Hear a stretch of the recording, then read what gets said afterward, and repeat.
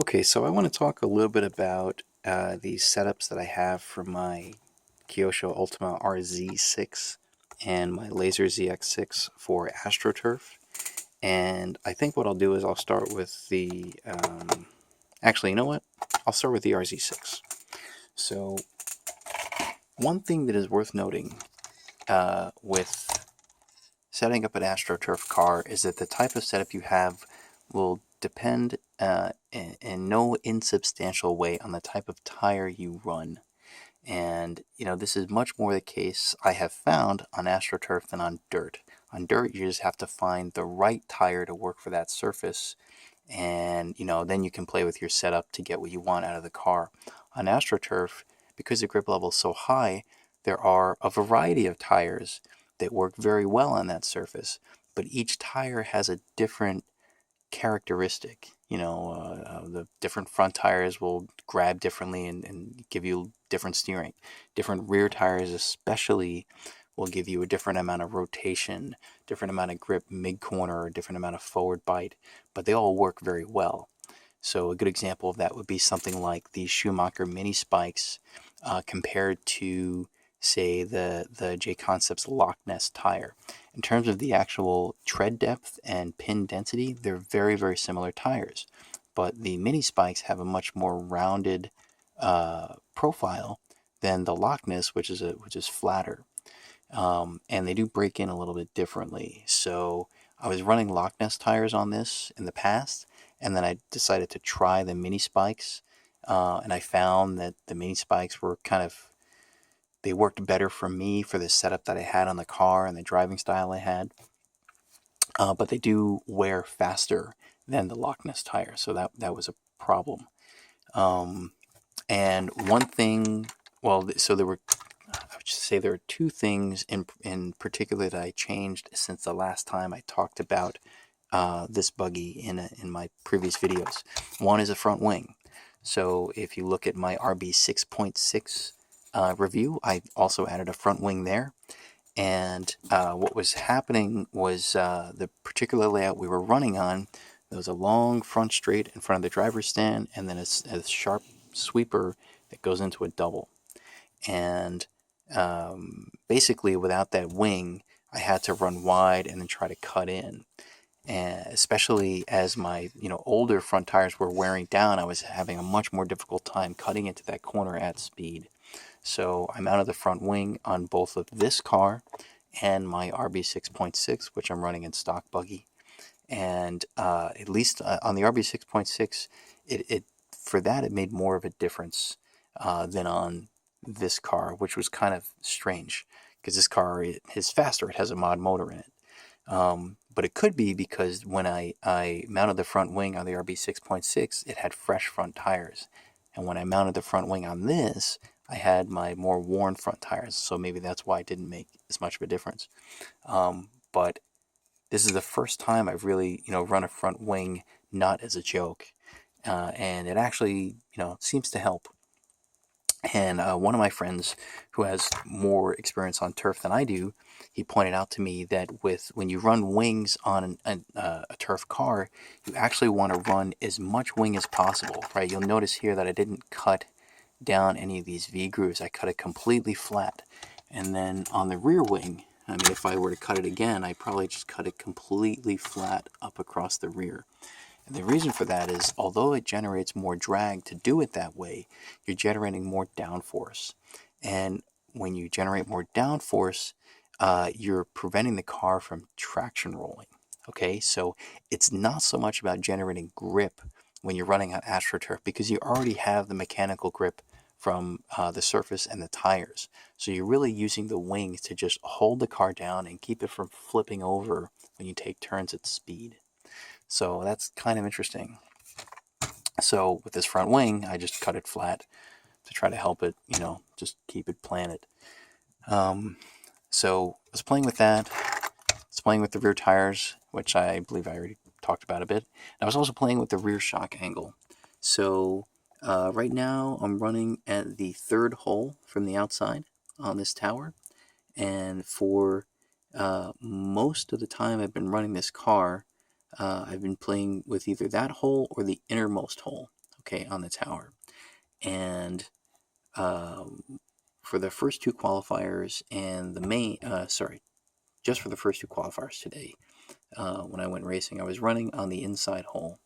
And the car, when you run the shock angle a little bit higher like that, it'll allow the car to lean over a bit more in the corners.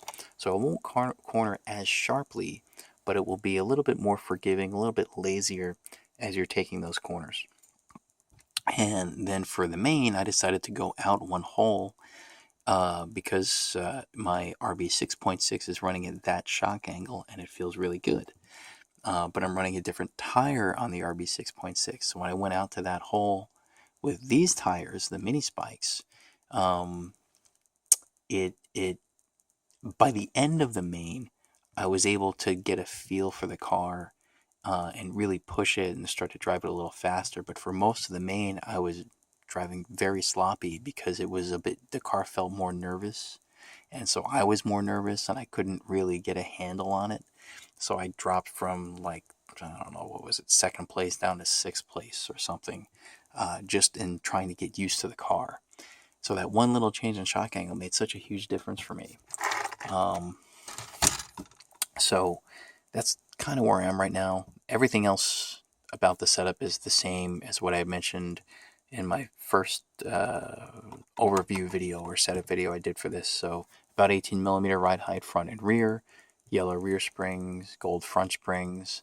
I think I'm at 40 front weight, 32.5 rear weight, I think, if I remember correctly. But I've been playing around with different rear tires.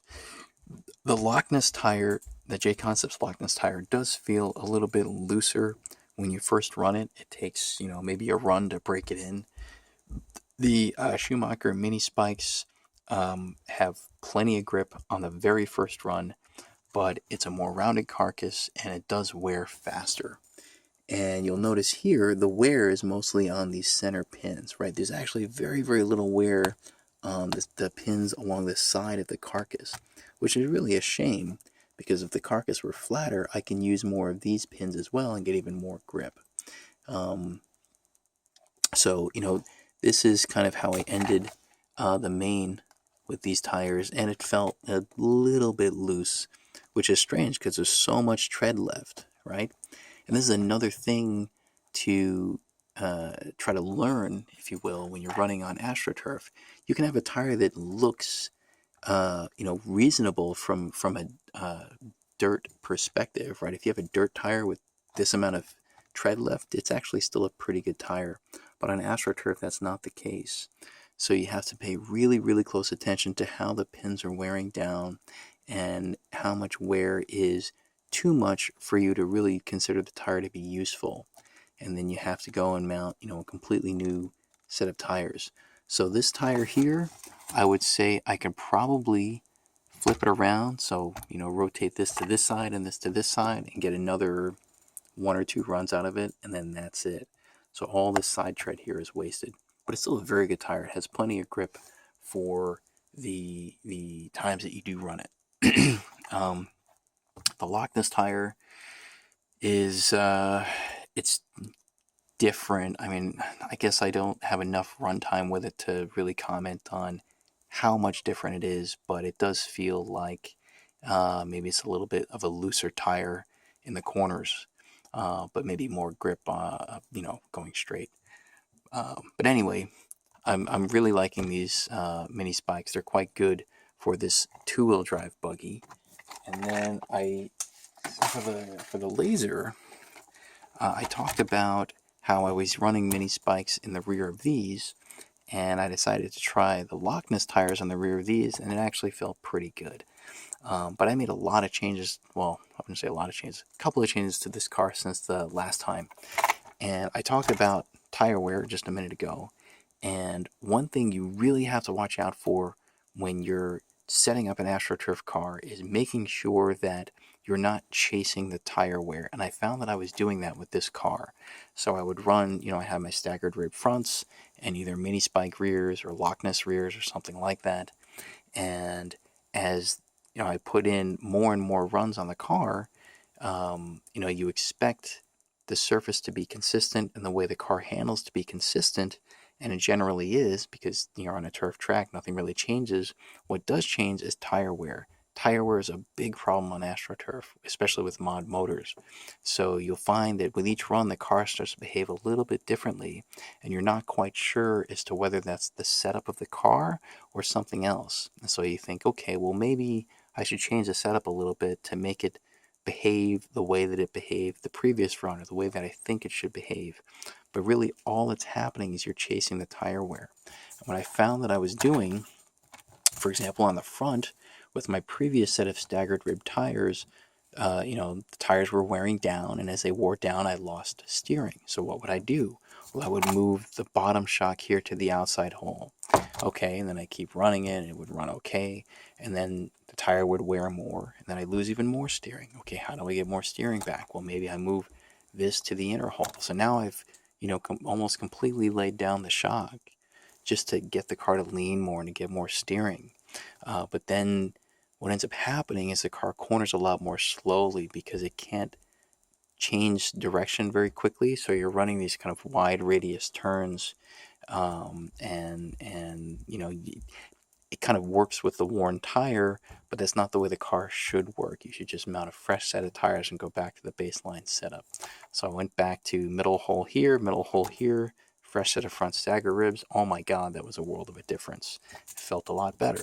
Same thing with the rear. I was running the inner hole here on the tower, and that was to account for the fact that the rear tires were actually wearing at a fairly high rate. And so if I went to, a more inside hole in the tower, it would make the rear a bit more forgiving during cornering. But then, I figured, all right, let me mount a fresher set of tires and move out a little bit. I think right now I'm on this second hole from the outside, okay? So it's a more of a stood up angle. So with the shocks as they are right now, I actually get some very nice steering at corners very sharply, for like low speed tight corners. But I do still have a problem with the higher speed corners and trying not to traction roll. Even for that matter, with the low speed corners, I have a slight problem with traction rolling. Even though I have the really thick front and rear sway bars, I'm running a low ride height, I think 16 or 17 millimeters. So this is still going to take a little bit more work. I may need to, move in one hole on the rear tower just to calm the car down to keep it from traction rolling at the expense of some cornering performance. And this is kind of the battle that I've been having with this Lazer, is trying to get it to corner as quickly and as sharply as possible without traction rolling. And one of my friends who has an X-Ray XB4 doesn't have this problem at all. The car is a freaking missile. It could be the tires he's running. He's running the Schumacher block front and rear tires, which really allow the car to kind of slide more. But he doesn't appear to be having any problems with cornering speed or traction rolling. And maybe I should just try the block front and rear tires to see if that helps. Because I can get down to lap times that are similar to his, but I can only do it once or twice. To do it consistently like his car, I just can't manage that right now with this car with its setup. So, maybe one thing I could try to do is take some cues from the setup I have on my RB6 6.6 and my RZ6, which would be to raise this outer ball stud. Right now it's pretty low, but if I raise it, that will raise the roll center a fair amount, and that could allow me to, reduce the rear roll, and then I can, maybe lay down the rear shocks to sort of make the rear a little bit more forgiving in cornering, but using the higher rear roll center to get me a little bit sharper cornering. So that's something I'm going to want to play with a little bit later. So I'll have to try that, because I didn't think to try that today. Otherwise, the car is good. I still need time to figure out how to make it basically as fast as an X-Ray XB4. Some of that's probably just my driving, right? I'm not a professional driver. And I am, tempted to try the XB4 just to see what that's really like on a turf track and how it compares to this, and whether I can really make the Lazer as good as the X-Ray on that surface. I'm doubtful that I could, if you consider even at the IFMAR Worlds level. I think that was, what, last year? The X-Ray just spanked everybody else in the four-wheel drive buggy event. So, okay. But I don't quite want to give up on this just yet, because I do have Kyosho two-wheel drive cars that I run on Astroturf. I want to be able to run this as well. It's good, but it's not quite there yet. I got to play a little bit with roll center and shock angle, especially at the rear, to try to recover some track performance. So the main points here: do not chase, or try not to get into the habit of chasing tire wear with your setup, because then you'll end up in often some weird corner with your setup. And then when you mount new tires, the car is going to feel totally different. So you don't want to get caught in that trap. And the other thing is, even if you have two different tires that have similar pin height or tread depth and pin density, like the J Concepts Loch Ness and the Schumacher Mini Spikes, they're still a very different tire because of the shape of the tire carcass, right? So here, let me just line them up like this. So you can see here, right, this is a bit flatter compared to the Mini Spike. It's a bit more round. And the pin wear on this is actually a little bit more even than it is on this, for obvious reasons. It's a very round carcass. So maybe this tire would be better if you have more high-speed turns, where the car is leaning more and you're using more of the outside of the tire. And then you'll actually use these outside sort of pins, if you will.